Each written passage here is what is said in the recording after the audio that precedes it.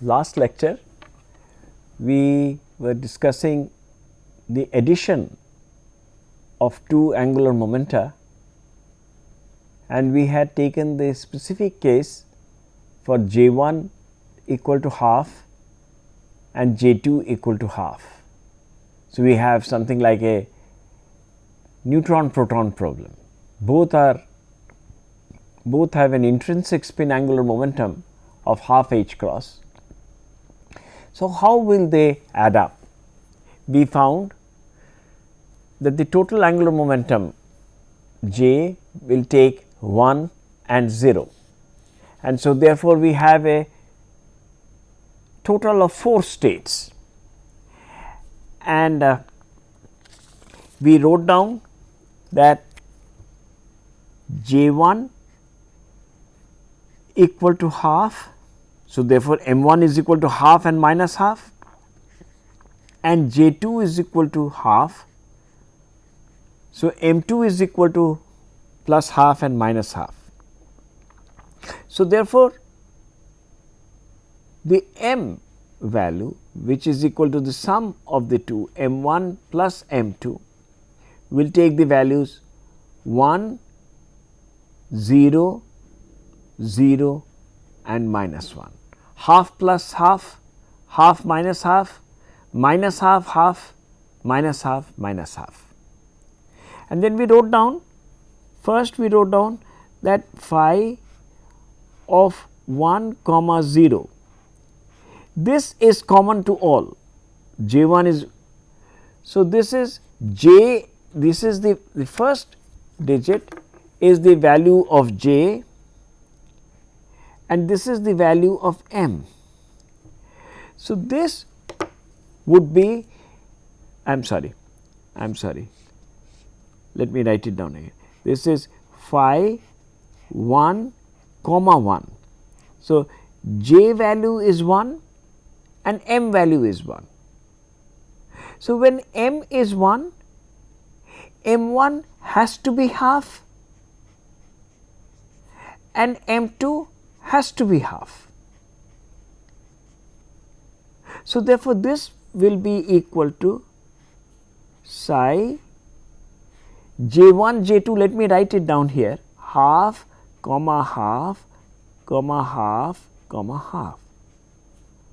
These are the values, the last two digits are the values M1 and M2.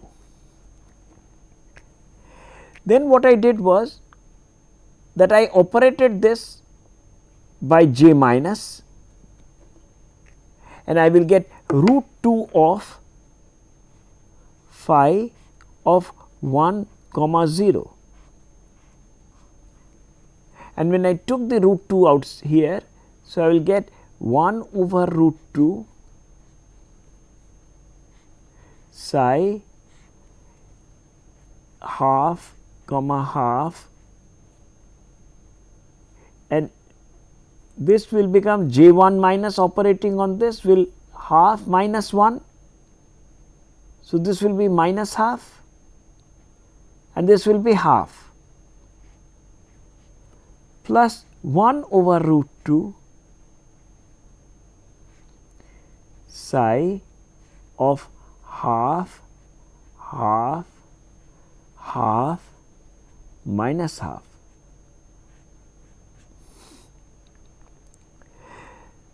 So, these coefficients 1 over root 2 which relate the phi functions to the psi functions are known as the Clebsch-Gordan coefficient. Now, if I operate this again by J minus, so as you may recall that J minus ket J m will be J plus m, that is 1 plus 0,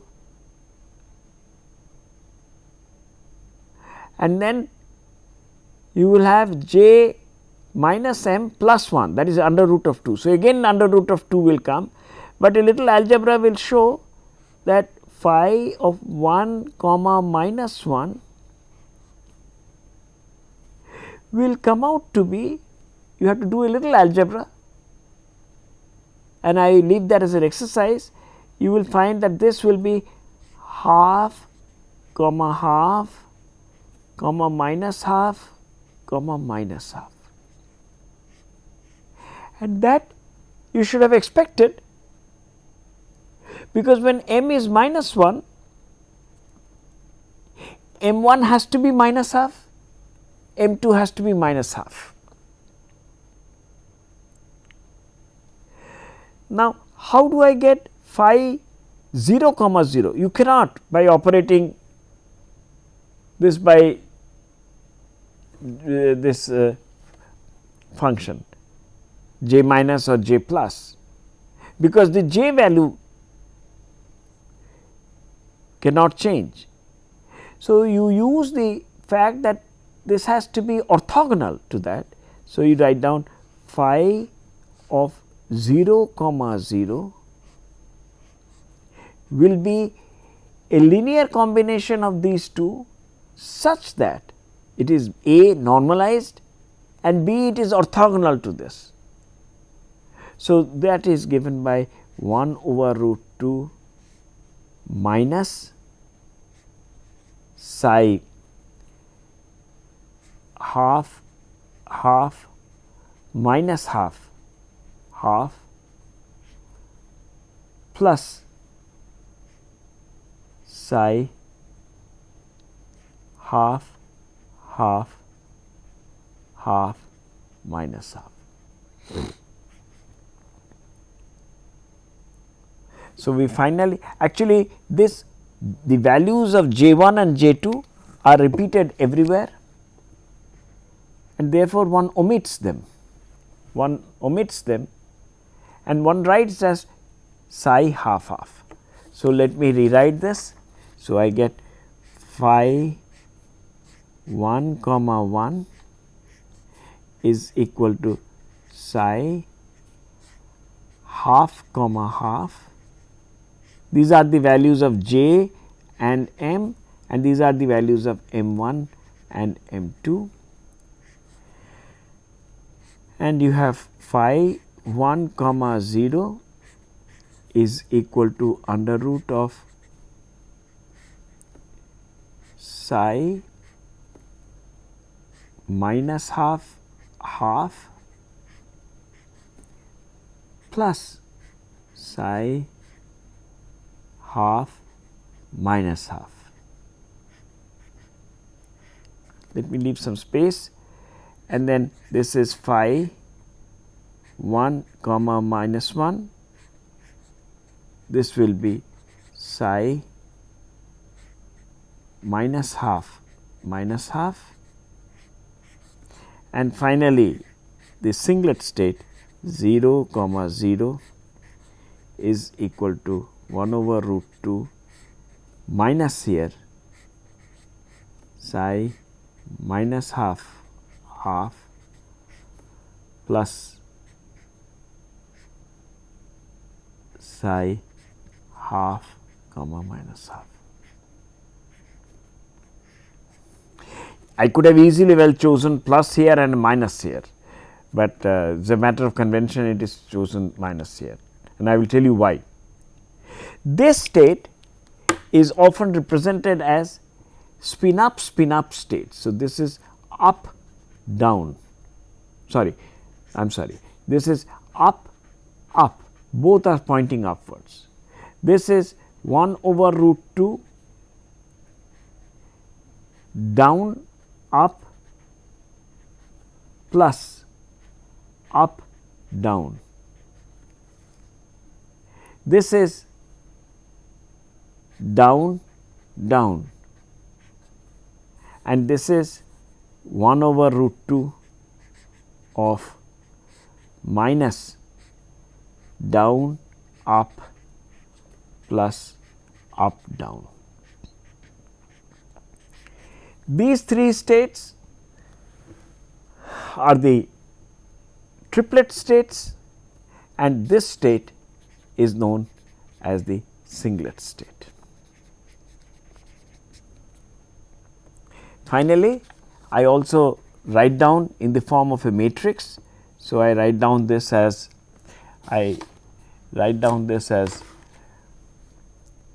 phi 1 comma 1, phi 1 comma 0, phi 1 comma minus 1 and phi 1 comma 0 comma 0. This I write as a column matrix. This is equal to a square matrix, and then I write this as psi half half, which is up up, and then second one will be psi half minus half, and then psi minus half half and psi minus half minus half, and the coefficients will be 1 0 0 0 0 1 over under root of 2 1 over under root of 2 0, third one will be 1 minus 1. So, that is equal to this. So, 0 0 0 1 and this will be 0 1 over root 2 and minus 1 over root 2. These coefficients which are represented by this square matrix are known as the Clebsch-Gordan coefficients.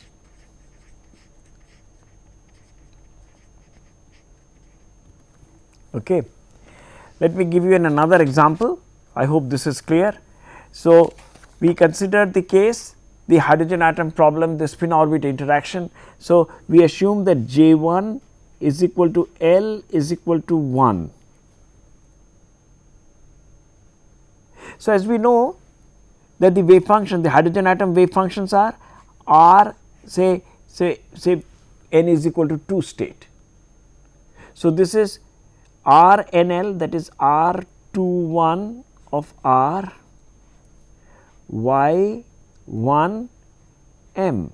This is the theta phi, where m can take values 1, 0 and minus 1, and then you have the spin up S is equal to half.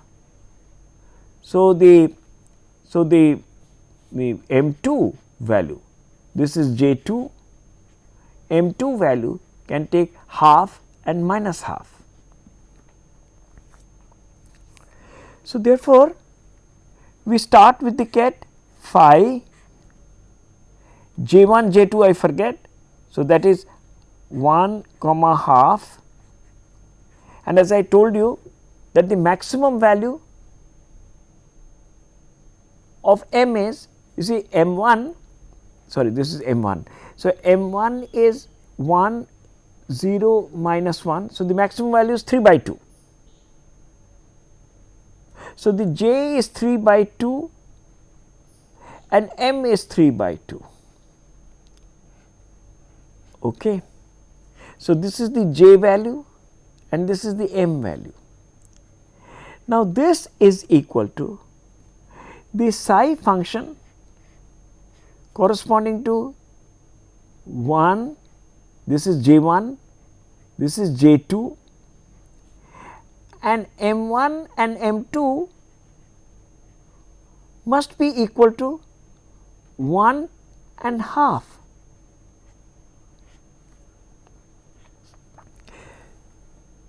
Because M1 plus M2 must give me 3 by 2.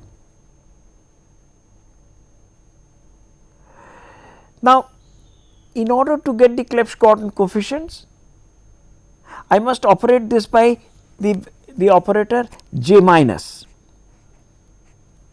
So, j minus will be j plus m.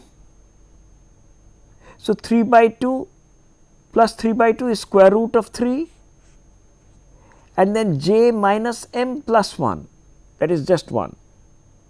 So, if I operate this, if I operate j minus on this, so I will get phi 1 comma half 3 by 2 and then half, and this will be, this is J1, this is J2. So, J minus is equal to, on the right hand side I operate this by J1 minus plus J2 minus. So, I will have, so if I operate this by J1 minus, so this will be J1 plus M1, that is square root of 2 and then M1 will decrease by 1. So, this will be psi 1 half 0 half plus, if I operate this by J2 minus, so this will be half plus half, that is 1, and J2 minus M2 is 0 plus 1. So, that is just 1. So, this will be psi 1 half, this will be 1 and this will be minus half. So, please see, M1 is 0, M2 is half. So, M is half automatically, M1 is 1. So, here now the Clebsch-Gordan coefficients are square root of 2 by 3. If I divide this by, so if I take this on this side, so square root of 2 by 3 and 1 over root 3. These are the, and if I operate this again, I will get 3 halves and I leave it as an exercise minus half. So, I will get an expression for phi, let me no, I leave that as an exercise, that is very simple. So, you will operate this by J minus, if I operate J minus on this, I will get here, so half to minus half. So, then it will become 0 and minus half and minus 1 and plus half, and again we will be able to get Clebsch-Gordan coefficients. Let me write down the exact wave functions. Please see, this is L is equal to 1 and M is equal to 1. So, this will be, and this is the spin up state or Z up state. So, R 2 1 of R y 1 1 multiplied by 1 0. This wave function is known as the Pauli wave function corresponding to this state. So, therefore, the Pauli wave function for the, say, n is equal to 2 doublet, L is equal to 1, that is P, and I have taken 3 by 2, and for M is equal to 3 by 2, when J is equal to 3 by 2, then M can have 3 by 2, half, minus 3 by 2. So, the Pauli wave function is, this is known as the Pauli wave function R 2 1 of R y 1 1 0. Let me do the second case. So, this is the Pauli wave function corresponding to M is equal to half. So, the phi function corresponding to 1 half, 3 halves half will be, the Pauli wave function will be square root of 2 by 3, please see this, 1 0. So, therefore, n is 2. So, 2 1 of r y 1 0 and the spin up state, that is 1 0 plus square root of 1 by 3 r 2 1 of r y 1 1 and then the spin down state, that is 0 1.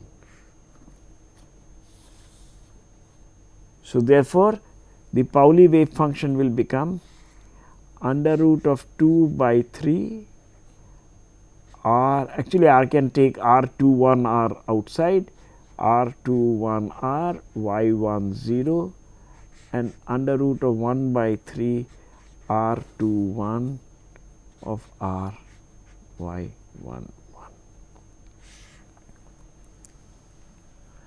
Now, I leave it as an exercise for you to show that phi, if I operate this by j minus operator, then I will get phi 1 comma half 3 halves, and if I operate this by j minus, half will reduce to by 1. So, this will be minus half. This will come out to be r 2 1 of r if I take outside, and I leave this as an exercise for you to show. This will be square root of 1 by 3 y 1 comma minus 1 of theta phi, these are the spherical harmonics, and then square root of 2 by 3 y 1 comma 0 theta phi. Now, you should understand that this is the value of m. So, that must be equal to m 1 plus m 2. So, m 1 is minus 1 and this is the spin up state. So, m 2 is plus half. So, minus 1 plus half is minus half. This multiplied by the spin down state. So, because this is in the second row. So, 0 minus half. So, this is the. Now, you can in this way you can take L is equal to 2 and L is equal to 3 and you can take any function and L1, L2. You first have to start with the fact that phi, you have to first start phi J1, J2, J and M. So, the maximum value of M maximum is J1 plus J2, because the maximum value of M1 is J1. So, the maximum value of J is also J1 plus J2. So, therefore, phi J1 comma J2, now understand this, this is M1 plus M2 comma M1 plus M2. This will be equal to psi of J1, J2, then M1, M2. Oh, sorry, I am sorry. The maximum value of M1 is J1. So, therefore, phi J1, J2, J1 plus J2. This is the maximum value of J, and the maximum value of M is J1 plus J2. This must be equal to psi J1, J2, and the maximum value of M1 is J1 and the maximum value of M2 is J2. So, one must always start off with this equation, sorry, let me cover this up. So, if J 1 is 1 and this is half, then this is 3 by 2, 3 by 2, and this will be 1 and half. I hope you. So, let us suppose J 1 is 1. So, 1 comma half, this is 3 by 2 comma 3 by 2, and this will become 1 comma 3 by half. So, 1 plus half is this. So, there will be only one function like that.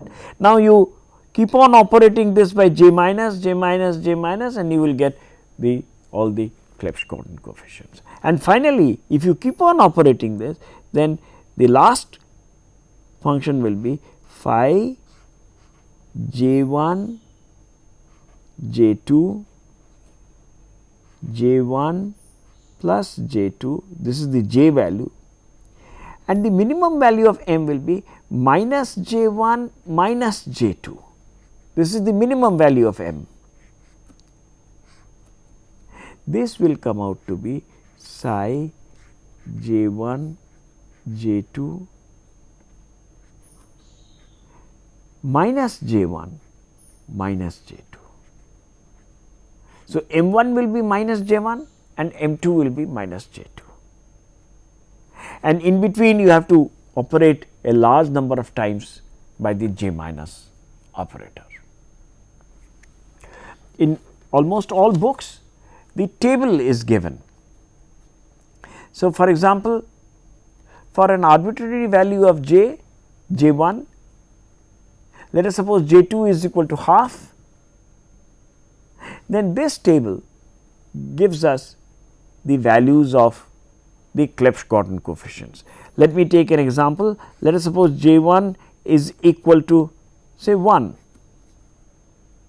So, the j value can be either 1 plus half or 1 minus half, that is 3 by 2 or half.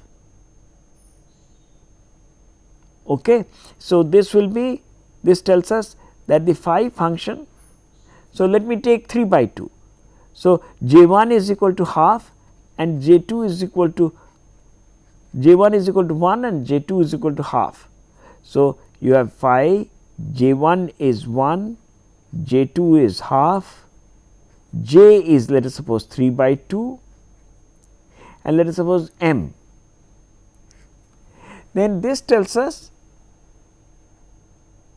that this is j 1 is equal to, so 1 plus half 3 by 2 plus m,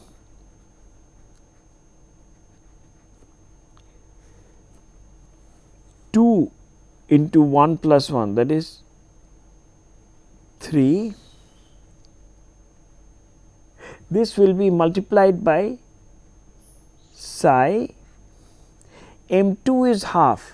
So, m 1 will be m minus half. So, psi j 1 j 2, that is 1 comma half, and m 1 must be m minus half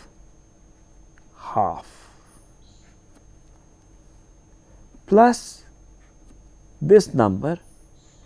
This is how to use the Clebsch-Gordan, the table corresponding to Clebsch-Gordan coefficients.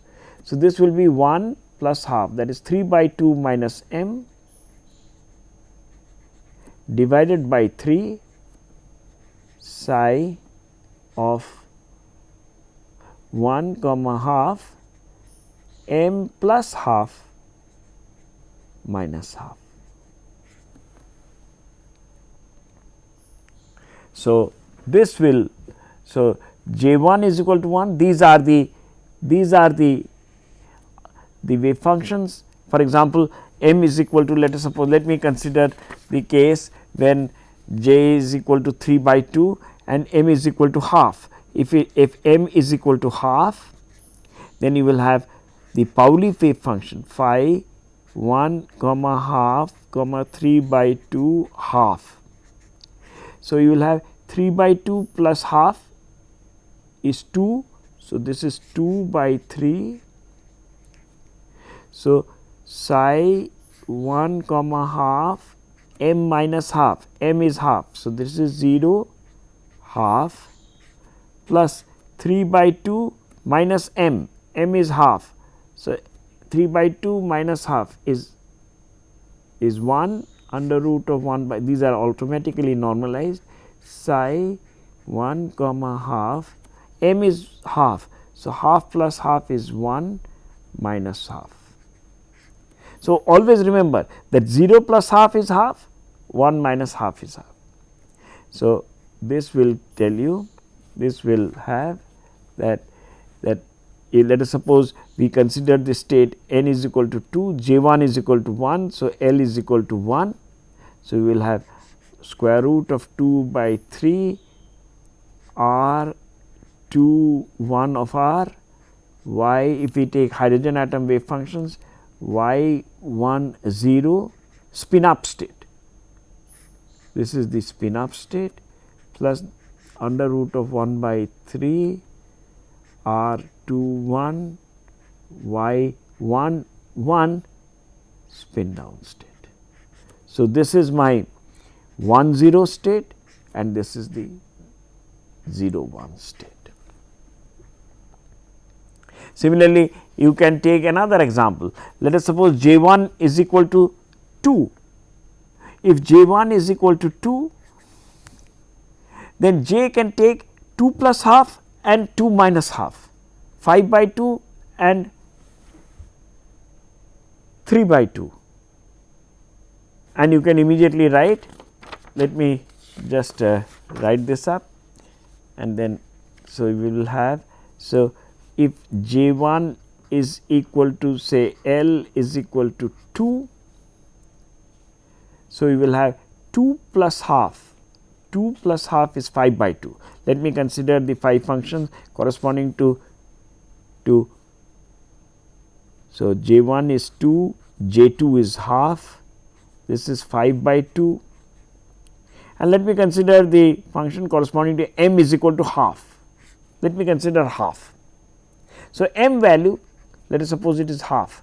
So, this will be equal to, this will be under root of j 1 L is 2, that is 2 plus half, that is 2 plus 1 is 3, and this is 2 into 2. I hope I am doing the algebra correctly, 3 by 5, and this will be psi, please see this, 2 comma half and m 1, m 2 is half. So, this should be 0, because this plus this must be equal to this, plus this number is j 1 is equal to 2 minus half plus half, that is 2 by 5. So, it is normalized, square of this plus square of this is 1. So, this is psi 2 comma half comma m 2 is minus half. So, if m 2 is minus half, m 1 has to be plus 1, because this plus this must be equal to this. So, this is my Pauli wave function. So, the wave function will come out to be very simple. So, the corresponding Pauli wave function will be square root of 3 by 5. Let us suppose n is 3. So, r 3 2, L is 2, and this will be y 2 0 spin up state, that is 1 0 plus under root of 2 by 5 r 3 2 y 2 1 spin down state. So, you have therefore, this will be the corresponding Pauli wave function is square root of 3 by 5 r 3 2 y 2 0 under root of 2 by 5 r 3 2 y 2 1. One can go on and using this table that I had shown, I leave it as an exercise for you to show that for j 1, say let me consider the case when n is equal to say 5, j 1 is equal to let us suppose 3, and J2 is equal to half. So, the value of J will be either 3 plus half or 3 minus half. So, let us suppose I take 3 minus half. So, this will be, let J be equal to 5 by 2 and M is equal to 3 by 2. Calculate the Pauli wave function. Similarly, you can have J is equal to 7 by 2 and M is equal to say 5 by 2. Calculate the Pauli wave. You can frame any number of problems using that. So, I have given you the complete theory of calculations of the Clebsch-Gordan coefficients.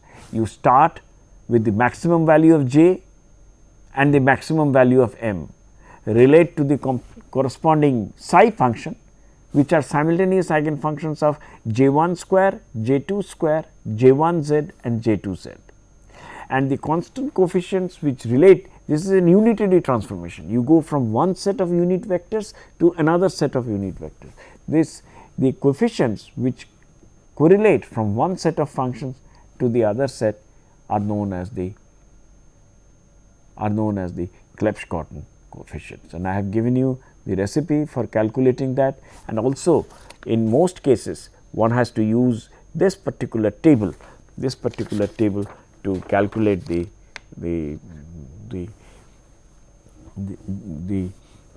Clebsch-Gordan coefficient. This corresponds to J t is equal to half.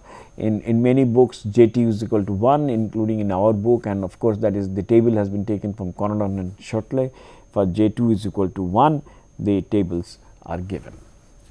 The point that we should remember that that the value of J goes from the value, if J1 and J2, the value of J will go from J1 plus J2. I am assuming J1 is greater than or equal to J2. So, J1 plus J2 in units of 1 to J1 minus J2. Okay. Our next thing that we would like to discuss is one of the most fascinating topics in quantum mechanics, and that is the JWKB approximation. I will just outline you the method that we will develop, and we will discuss the details in our next lecture. So, this method, this approximate method was first put forward by Jeffreys around 1887 or 89, and then when quantum mechanics was developed in 1926, this method was simultaneously published by Wenzel, Kramers and Brillouin in the year 1926 itself. Many books write this as WKB approximation, but since it was Jeffreys who first put forward the method as a mathematical solution to a differential equation, I think it is appropriate, and many people do that, to write this as the JWKB approximation. Now, our Schrodinger equation, the one dimensional Schrodinger equation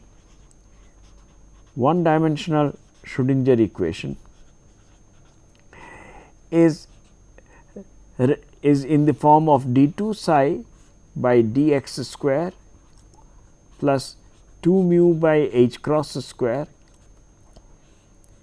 E minus v of x psi of x is equal to 0. So, this function is a known function of x. So, we denote this by k square of x. This is also a wave-like equation.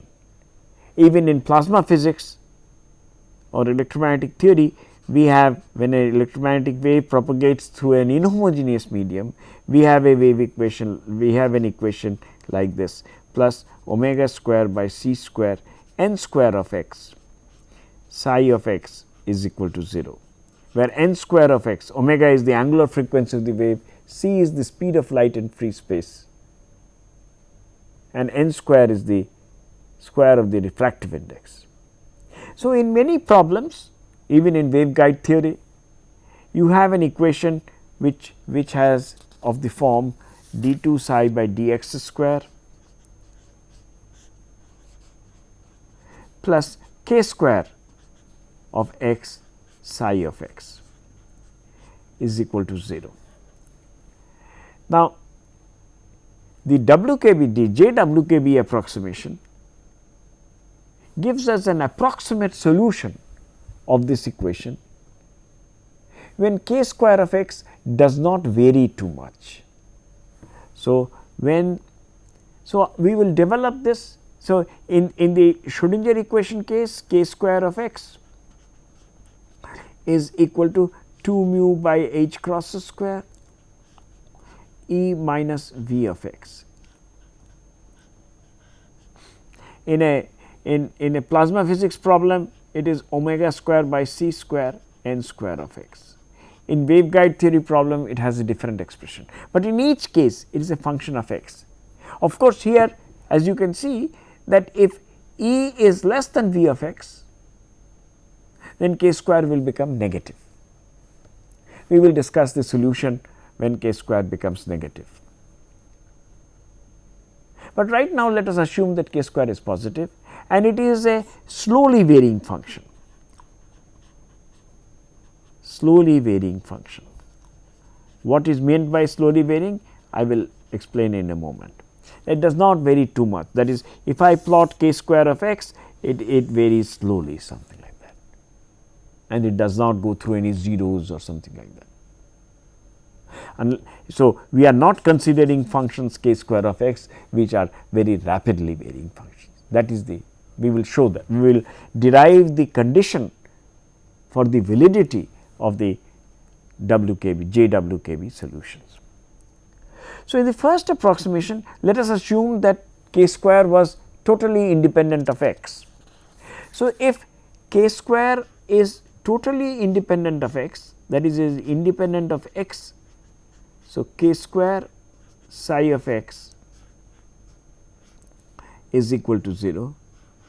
If this is not a function of x, then we know the solutions. I can write down in terms of sine cosine or I k x e to the power of I k x. So, where k is the under root of this and x is of course.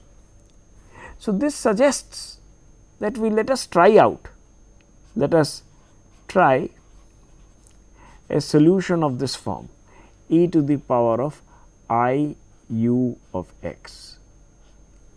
So, psi is given by e to the power of I, say some constant a into e to the power of I u x. So, let me brute force differentiate.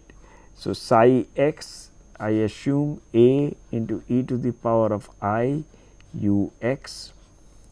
So, d psi by dx, which is psi prime of x, will be equal to a, and then if I differentiate this, so I get I u prime psi of x. If I differentiate this again, so you get psi double prime is equal to I u double prime psi of x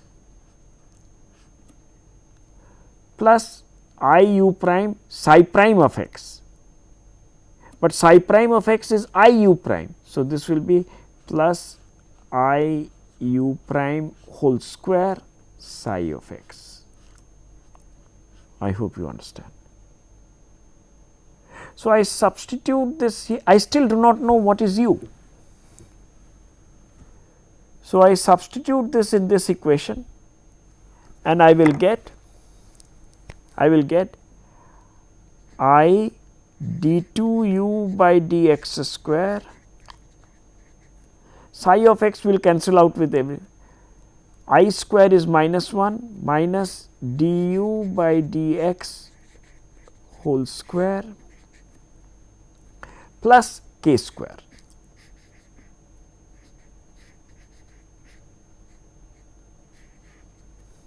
So, I substitute this in this equation and I obtain this.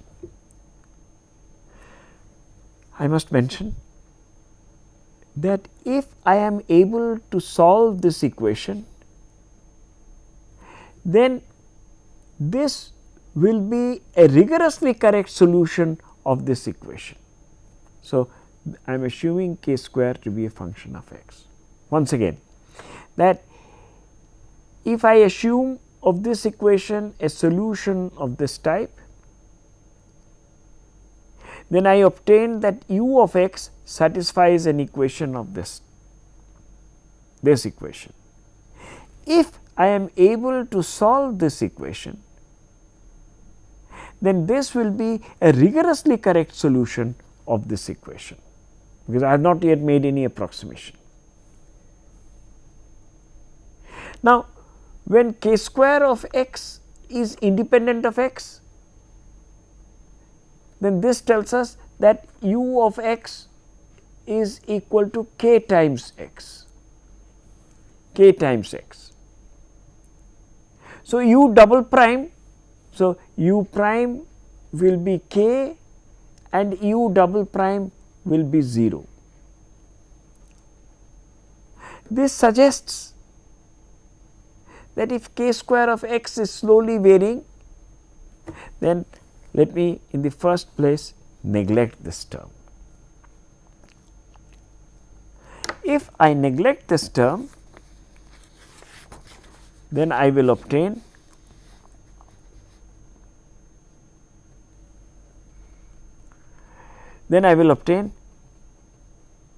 du by dx whole square. If I take k square outside and minus minus sign, so this is k square, or du by dx is equal to plus minus k of x,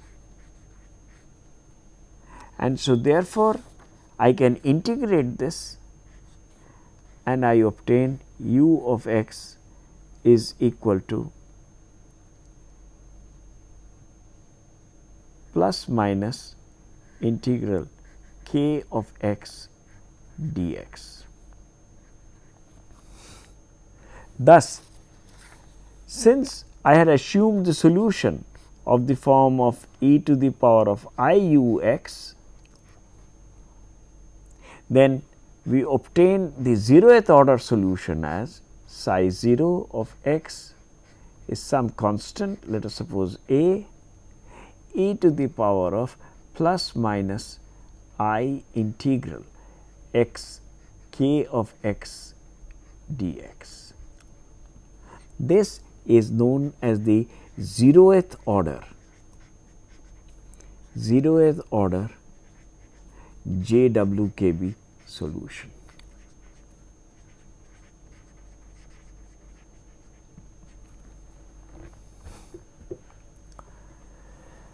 Okay. The only thing that I have done is neglected the second derivative here, neglected the second derivative of u. Other than that, that is the only approximation that we have made.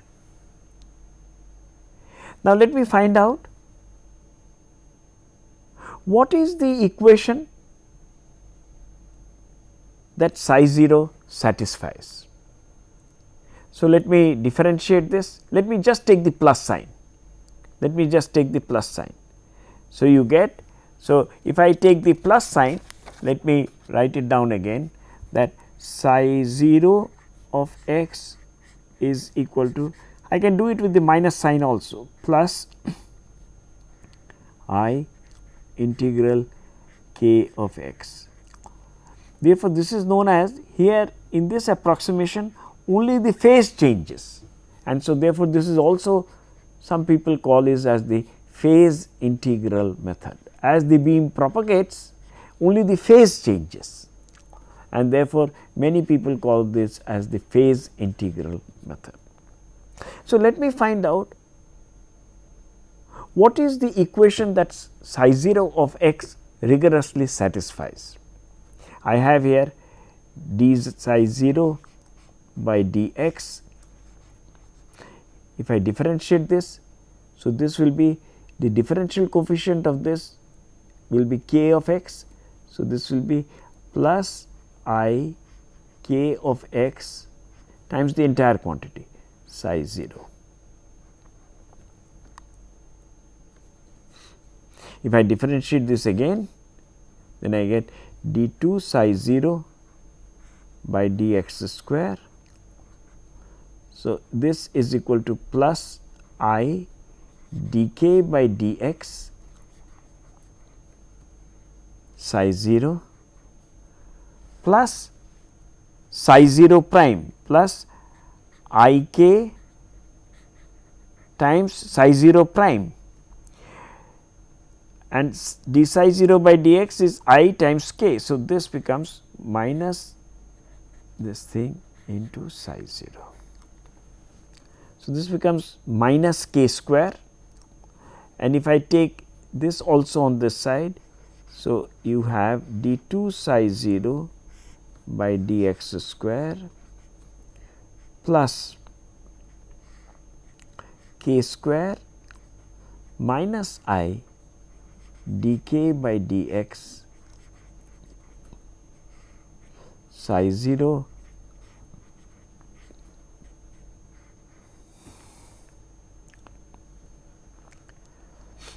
thus. Please see that this solution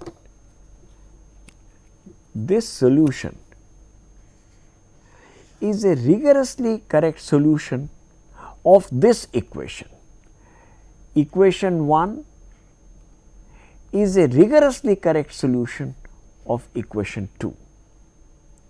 But what we wanted is the solution of this equation d 2 psi by dx square plus k square psi is equal to 0.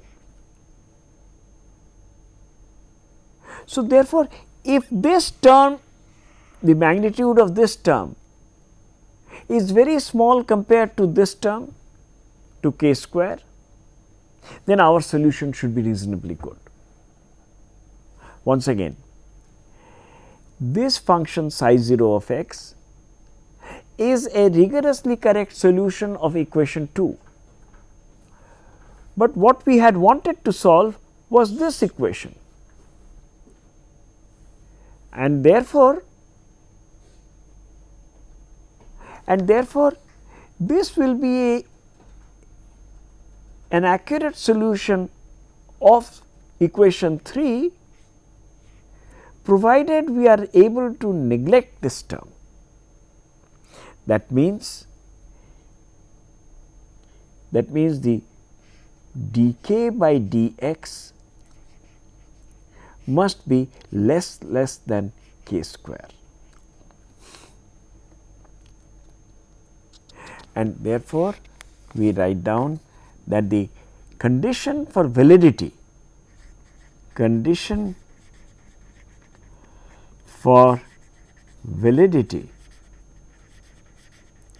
of the JWKB solution, the 0th order JWKB solution is that dk by dx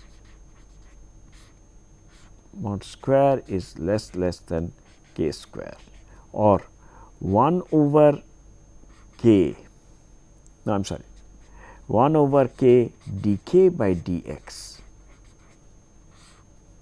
should be less than k of x. This is the condition for the validity. That is, k of x should not vary so rapidly that 1 over k dk by dx is less than k of x. In optics or in electromagnetic theory, when I apply that k square of x is equal to omega square by c square n square of x, and therefore, this is equal to 4 pi square by lambda square, lambda 0 square by n square. This condition means that the refractive index should not change too much in a distance of the order of wavelength. So, that is the condition for the validity of the 0th order WKB approximation. So, in our next lecture, what we will do is try to improve on this solution and develop what is usually referred to as the first order WKB solution, and in fact, people use just the first order WKB solution, and we will then use these solutions to solve the one dimensional Schrodinger equation. These solutions are extensively used in not only in quantum mechanics, but in many diverse areas of physics. Thank you.